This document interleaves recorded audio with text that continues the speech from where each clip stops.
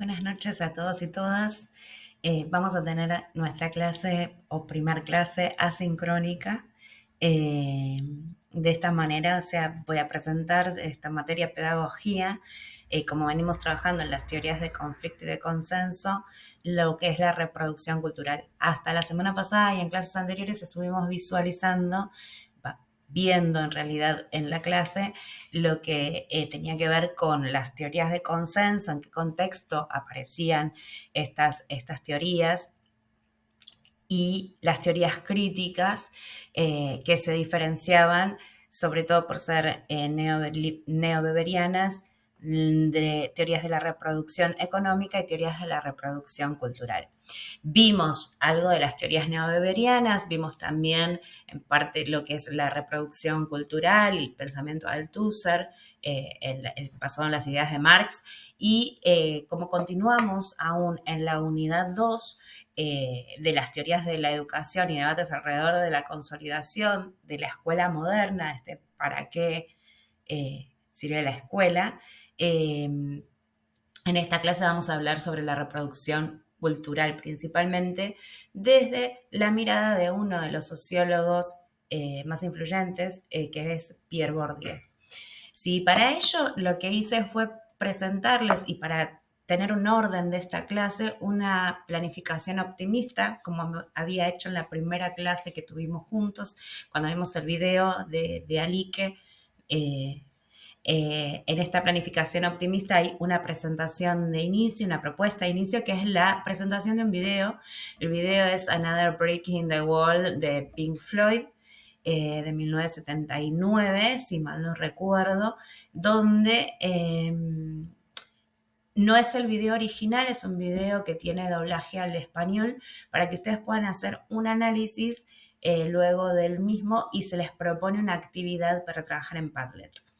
A su vez, luego de que puedan visualizar este video, va a haber una explicación y exposición teórica de mi parte para acompañarlas, y finalmente un trabajo de análisis de un relato narrativo.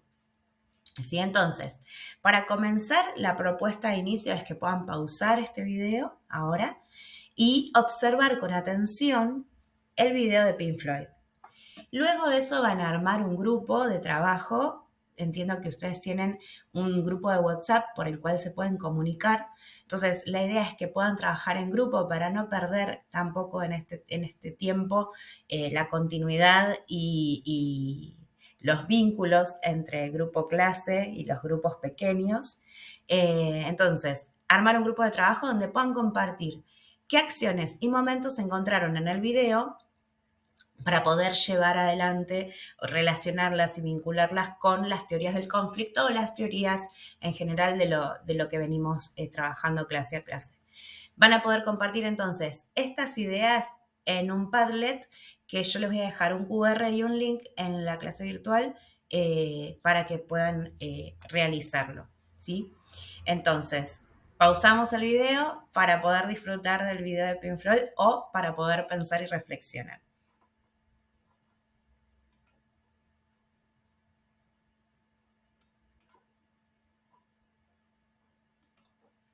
Bien, entonces, a continuación, habiendo visto ya el video, la propuesta es que puedan escanear el QR o bien ingresar por el link que va a estar está en el aula virtual. Cada grupo podrá escribir qué anotaron, cada uno, o sea, poniéndose de acuerdo, ¿no? Consensuando entre el grupo qué anotaciones realizaron, qué relaciones pudieron encontrar, qué aspectos le llamaron la atención de los protagonistas del video, tanto de los alumnos como los docentes, qué características tienen esos docentes y alumnos, y si puede relacionar con, esto, o sea, se lo puede relacionar con, es la frase por ahí para pensar qué otras situaciones a ustedes les vienen a la mente al visualizar este video. Quizás algunas situaciones incluso personales o conocidas en el ámbito en el que cada uno se mueve. Bien, entonces, acá, bueno, presentamos este slide con un meme, ¿no? Que dice: cuando te gusta la clase, pero necesitas comprender a Bourdieu. Bourdieu realmente tiene un pensamiento bastante complejo, o por lo menos para poder comprender, ya que escribió sus inicios en otra época, ¿no? En otro momento. Bueno, como veníamos viendo, la contextualización histórica y social es importante para poder comprender desde dónde escribe cada autor. Esto lo van a encontrar, o sea, esta introducción y este pequeño relato lo van a encontrar en el texto de Gibbs, con el que vienen trabajando y el que tenían que leer y continuar leyendo para la próxima clase. Bueno, lo que va a decir este autor es que la educación cumple un papel fundamental desde perspectivas culturales o simbólicas, ¿no? Es decir, que a través de la transmisión o imposición de determinadas formas de actuar y pensar, uno puede concebir al mundo. O sea, ese es el rol de la educación. Para Bourdieu, el éxito o el fracaso escolar es el fruto de las aptitudes que cada uno tiene o que dependen del capital cultural que la familia invirtió, ¿no?, en nosotros. O sea, está relacionado con el aprendizaje que se da en el contexto familiar, los hábitos, las costumbres, las tradiciones que cada familia tiene, los símbolos, los simbólicos, iba a decir, los símbolos, bueno, maneras de comportarse, cómo comportarse, y qué maneras de pensar y actuar se da en cada intimidad familiar, ¿no?, del contexto familiar. Lo que va a decir también este autor es que la escuela privilegiaba el trabajo intelectual por sobre cualquier trabajo manual o de oficio para cumplir horarios, o sea, cumplir horarios y la responsabilidad. Esto era como privilegio para la escuela. Por eso hay un horario de entrada, de salida, un horario de recreo, un horario para cada materia. Bien, estas vinculaciones después las pueden ir haciendo cada uno pensando en cómo se estructura la diaria escolar incluso hasta el día de hoy. Para este autor, además, bueno, van a haber 4 tipos de capitales, ¿no? Él va a hablar del capital económico, del capital social, del capital cultural y del capital simbólico. En este sentido, lo que va a decir es que normalmente cuando hablamos de capital, lo que hacemos es referencia al capital económico principalmente, porque consiste en el dinero que uno tenga en bienes materiales, o incluso en el tiempo que uno tenga para poder invertirlo en trabajar y conseguir u obtener, mayor capital. Sin embargo, acá nos vamos a parar un poco en lo que es el capital cultural, ¿no? Bourdieu critica a la teoría del capital humano y explica que el éxito o el fracaso escolar es el fruto de las aptitudes que cada uno tiene. Es decir, que el rendimiento escolar de una acción específicamente que se dé dentro de la escuela y del ámbito escolar va a depender del capital previo que yo traiga invertido por mi familia. Entonces, va a estar vinculado con mis hábitos, con mis costumbres, con los símbolos, con las las formas de moverme, de comportarme, de pensar. Esto que hablaba anteriormente, ¿no? Y la manera en que yo adquirí ese capital en el contexto familiar. Entonces, él va a hablar del hábitus, de este hábito en el cual cada uno va adquiriendo distintas maneras de ver el mundo y para él el hábitus tiene que ver con las representaciones e imágenes o un conjunto organizado de esquemas que uno hace sobre este mundo que nos rodea, sobre el entorno. Y va a ser consecuencia de esto cómo nos movamos en él. Sin embargo, también sostiene que es un proceso muy sutil en el cual uno adquiere determinadas maneras de pensar, de percibir y de actuar en esa realidad. No es algo consciente completamente.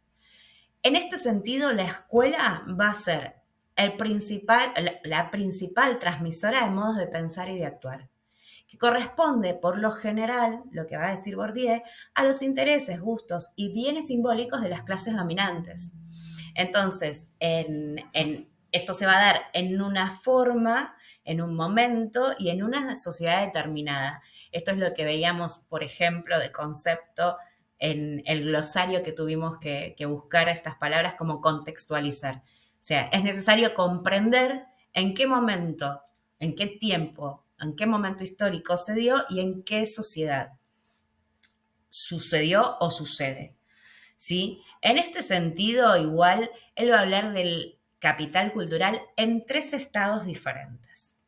Para él, en realidad, esto que decía, ¿no? El capital va a estar dividido en 3 tipos de capitales. El capital cultural, perdón, es lo que genera el capital cultural y unifica prácticas, además de orientar las elecciones o tomas de conciencia en un sistema inconsciente. Esto que yo decía anteriormente de una manera sutil de adquirir determinadas formas, ¿no? Que se van interiorizando en grupos objetivos. Por ejemplo, cuando hablamos en el sentido, bueno, como decía, de hábitus, vamos a hablar, por ejemplo, de si de pequeños, esto es un ejemplo general, si de pequeñas vemos a muchas personas que se casan, comenzamos a ver el matrimonio como algo objetivamente bueno y crecemos con esas observaciones que producen el deseo algún día de casarnos, quizás. O sea, esto es lo que sostiene Bourdieu, ¿no? Que es un ejemplo de hábitos influenciado por nuestro comportamiento. Entonces, lo que vemos lo asimilamos y eso es lo que vamos a querer que suceda de grandes para Bourdieu. Entonces, como decía anteriormente, él va a hablar de 3 estados del capital cultural. Uno es el incorporado, el otro es el objetivado y el otro es institucionalizado. El capital cultural en estado incorporado es este capital que supone una incorporación, que supone un trabajo de inculcación y de asimilación, que va a costar un tiempo porque uno tiene que invertir personalmente para poder adquirir este capital, incorporarlo, y es un trabajo de uno mismo sobre uno mismo, ¿no? Es una propiedad hecha en cuerpo y en hábitus. El capital incorporado para él es el estado que tenemos en el cuerpo. Es decir, el conocimiento y las habilidades por un lado, la inteligencia emocional y los valores por el otro. Después va a hablar del estado objetivado, que es el capital cultural objetivado en distintos soportes materiales. Esto lo que va a decir es que son los escritos, por ejemplo, las pinturas, los monumentos, y son bienes que pueden apropiarse materialmente siempre y cuando uno tenga un capital o supone un capital económico. Para la apropiación simbólica de estos estados, de este capital objetivado, en estado objetivado, voy a necesitar de un capital cultural necesariamente incorporado, ¿no? Entonces él lo que va a decir es que son objetos con valor cultural. Por ejemplo, para aprovecharlos voy a tener que necesitar de un capital cultural incorporado, o sea, voy a tener que saber leer si tengo un libro para poder aprovecharlo. Si tengo un instrumento, voy a tener que saber música para poder ejecutarlo. Y finalmente voy a hablar del estado institucionalizado, que tiene que ver con la objetivación del capital cultural bajo la forma de títulos, o sea, la credencial de competencia cultural que da a uno, al portador de ese título, un valor convencional en relación con la cultura. Es decir, lo recibimos en las instituciones. Es a través de los diplomas que nos dan en los colegios o, por ejemplo, del título analítico, cuando nos recibimos en las universidades o escuelas de educación o de formación superior. No, en teoría lo que van a reflejar estos títulos y estos créditos va a ser todo lo que aprendimos, o sea, el capital incorporado que tenemos. Bien, finalmente Bourdieu va a hablar de otros 2 tipos de capitales, entre otros conceptos, ¿no? Acá estamos focalizando sobre los capitales, los 4 capitales y los 3 estados del capital cultural.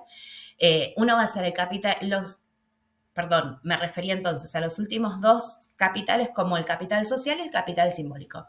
En lo que refiere al capital social, lo que va a decir Bourdieu es que son los recursos que tenemos para pertenecer a determinado grupo, o sea, con el que nos identificamos, donde encajamos, donde nos podemos incorporar. Y depende de la cantidad de conexiones que tengamos y del capital que esas personas tengan también para poder recibirnos, ¿no? Por ejemplo, si somos amigos de Bill Gates, vamos a tener mayor capital social que si somos amigos de 40 Josés o Marías. Eso es lo que dice Bourdieu. Él lo que va a decir también es que mientras más capital económico tengamos, más capital cultural tengamos y más capital social tengamos, mayor va a ser el capital simbólico. ¿Por qué? Porque el capital simbólico se refiere a el prestigio que tenemos en la sociedad, o sea, al reconocimiento, la fama y la confianza que otros tienen sobre nosotros, ¿no? Entonces, cuando hablamos de capital simbólico, va a tener que ver con este mayor capital de todos los anteriores, de todos los 4 capitales. Cuanto mayores capitales tengamos, vamos a tener mayor reconocimiento.